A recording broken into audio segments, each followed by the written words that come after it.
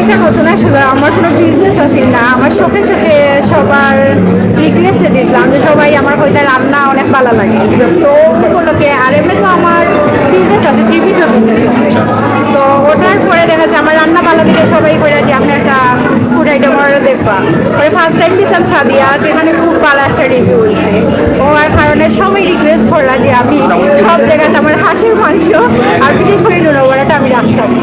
তো আপনারা সবার রিকোয়েস্টেই আমি আজকেও আবার অনেক কষ্ট হয়েছে, ঘুমোয় না, খাওয়ার না, সজাগ থাকি সারা রাত, সজাগ থেকে রান্না করি আপনারা লাগে।